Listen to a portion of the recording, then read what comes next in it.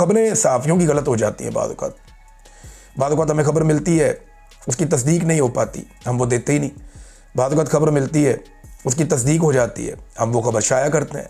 बाद वक़्त खबर मिलती है, उसकी तस्दीक भी हो जाती है, लेकिन बाद में पता चलता है सिचुएशन बदल गई तो खबर बदल गई, हालात बदल जाते हैं ना। लेकिन बाद वक़्त ऐसी खबर हम दे देते हैं कि जो दुरुस्त साबित नहीं होती। ये कई दफ़ा सहाफ़ियों के साथ हो जाता है और सहाफ़ी अपनी खबर को वापस भी लेते हैं। इन्होंने कहा जी मेरी बात लिख लें, ये मालूमात की रोशनी में कह रहा हूँ मैं, फील्ड मार्शल सदर बनेंगे और इस्तिस्ना इसी तनाजुर में है।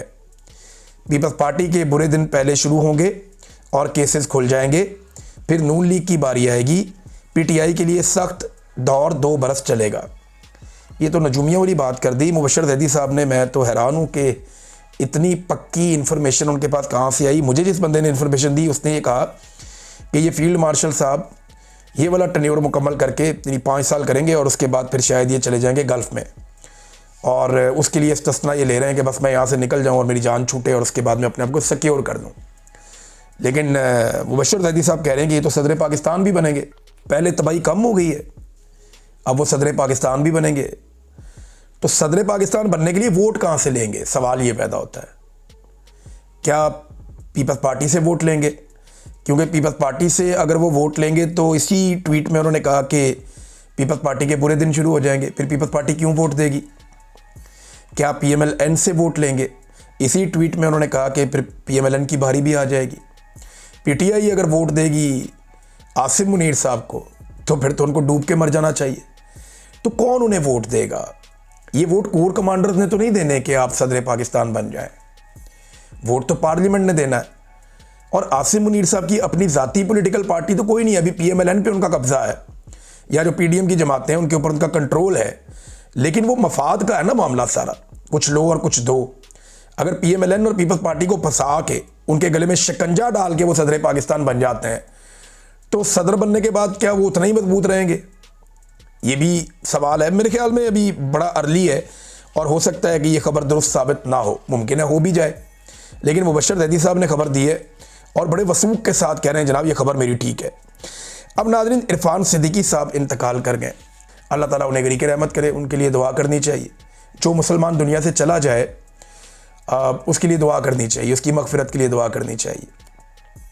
लेकिन बदकिस्मती से इरफान सिद्दीकी साहब ने अपनी ज़िंदगी के आखिरी अयाम तक जुल्म, जबर, फस्तायत, मैंडेट चोरी को तहफ़्फ़ुज़ दिया।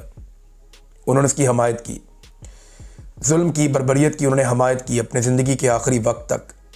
बहुत अफसोसनाक है। हालांकि अपनी ज़िंदगी में उनके ऊपर भी मुश्किलात आईं, उनके लीडर मियाँ नवाज शरीफ साहब के ऊपर मुश्किलात आईं, उनकी फैमिली पे मुश्किलात आईं, खुद चंद दिन के लिए गिरफ़्तार भी रहे इरफान सिद्दीकी साहब, इनको हथकड़ियाँ भी लगी। लेकिन इसके बावजूद जब इन्हें दोबारा इक़्तिदार लेने का मौका मिला तो ये मिलिट्री एस्टेब्लिशमेंट के ज़रिए से ना सिर्फ इक़्तिदार में आए बल्कि मरते दम तक इन्होंने जबर, फस्तायत, जुल्म और मैंडेट चोरी, इन तमाम चीज़ों की हमायत की। बहुत अफसोसनाक है। अल्लाह रब्बुल इज़्ज़त उनके लवाकिन को सब्र अता फरमाए। लेकिन यहाँ पे एक बड़ा अजीब व गरीब किस्म का मामला खड़ा हो गया। ये मामला मेरे ख्याल में खबर जो ब्रेक की थी ना, वो हमारे एक जर्नलिस्ट हैं इसरार अहमद राजपूत, ये खबर शायद उन्होंने ब्रेक की थी, और कुछ और सहाफ़ी हैं वो कह रहे हैं जी उन्होंने ब्रेक की है कि इरफान सिद्दीकी साहब का इंतकाल हो गया। उस वक्त चल रहा था सेनेट का इजलास। इन सहाफ़ियों ने या कुछ लोगों ने ये कह दिया जी वो इंतकाल कर गए, जबकि कुछ सहाफ़ी दूसरी तरफ से कहना शुरू हो गए नहीं जी वो भी जिंदा है।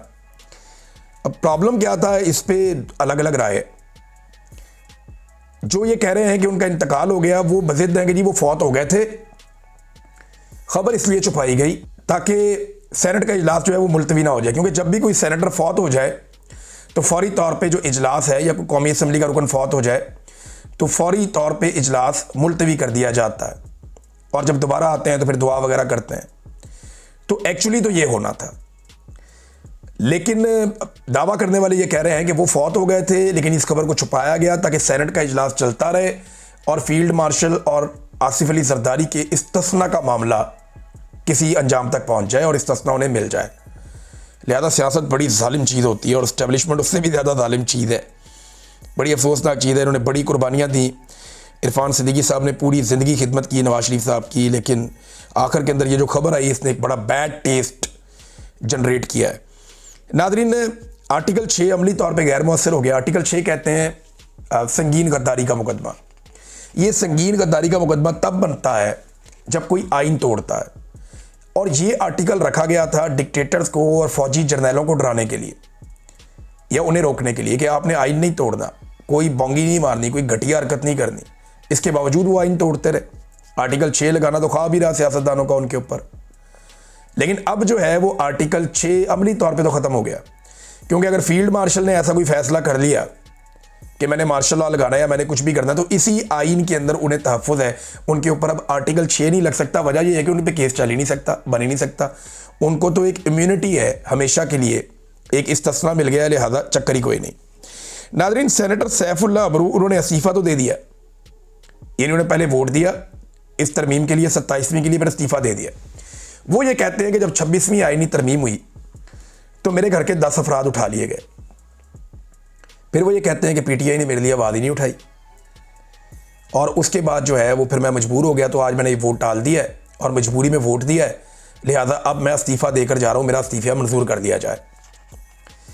तो यहाँ जो कमर जैदी साहब हैं उनका ये मानना है कि सूरत कुछ और थी, कि जिस मजबूरी की सेनेटर सैफ जो बात करें ना, वो घर के बंदे अगवा होने वाली नहीं है। ज़राए के मुताबिक सैफुल्लाह अबरू पर झूठे हलफनामे, ज़रई ज़मीन छुपाने और नैब केसेस के इल्ज़ामात थे। इनके खिलाफ रेफरेंस आर्टिकल 63 के तहत चेयरमैन सेनेट यूसुफ रज़ा गिलानी ने भेजा हुआ था। सेनेटर शहादत ऐवान ने इनके खिलाफ दरख्वास्त दी थी। इलेक्शन कमीशन ऑफ पाकिस्तान ने सब नज़रअंदाज कर दिया और सिकंदर सुल्तान राजा ने फैसला सुनाते हुए केस खारिज कर दिया। आज के दिन के लिए इनको बचाया गया था, यही उनकी मजबूरी है बस। देखिए, सेनेटर सैफुल्लाह अबरू के बारे में मैंने आज से 1.25 साल पहले बताया था कि ये कंप्रोमाइज़ होने जा रहे हैं। उस वक्त इन्होंने मुझे टेलीफोन कॉल की थी, कुछ सहाफ़ियों को इन्होंने धमकाया भी था कि मैं आपके ऊपर केस करूँगा, मेरा कोई ताल्लुक़ नहीं है इस सारी बात से। जब मेरे साथ इन्होंने बात की तो मैंने इनसे पूछा था आप पे कोई दबाव है? इन्होंने कहा जी बिल्कुल नहीं। मैंने इनसे पूछा आप परेशान हैं? इन्होंने कहा जी बिल्कुल नहीं। मैंने कहा आप इमरान खान को छोड़कर जा रहे हैं? उन्होंने कहा जी बिल्कुल, कभी सवाल ही पैदा नहीं होता कि मैं इमरान खान की मर्ज़ी के खिलाफ वोट डालूं। अगर उस वक्त इनकी फैमिली के अरकान अगवा हुए थे तो मुझे ये बता सकते थे कि ये प्रॉब्लम है या ये डर है। और पीपल्स पार्टी की हुकूमत है सिंध में, पीटीआई की तो नहीं है। और अगर वहाँ इनकी फैमिली को कोई प्रॉब्लम है तो पीटीआई तो खुद सारी की सारी ज़ेर-ए-ताब है, बेशुमार लोग जेलों में गिरफ्तार हैं। तो ये सेनेटर साहब का मामला कुछ और है, डाल किसी और के खाते में रहे हैं। और यूसुफ रज़ा गिलानी ने वैसे भी कह दिया हम आपको दोबारा सेनेटर बना देंगे, तो कोई और बना देगा। ये फैसल वाडा बन गया, कोई और भी बना देगा, फिर बन जाएगा। ये रोला कोई नहीं है। मोहसिन नकवी सेनेटर बन गया, वो औरंगज़ेब बन गया, बेशुमार ऐसे सेनेटर लगे फिरते हैं, ये फिर बन जाएंगे सेनेटर। क्या फ़र्क पड़ता है इससे? तो मुल्क को तो इन्होंने ऐसे ही चलाना है, मिलिट्री एस्टेब्लिशमेंट ने मजाक बना बना के।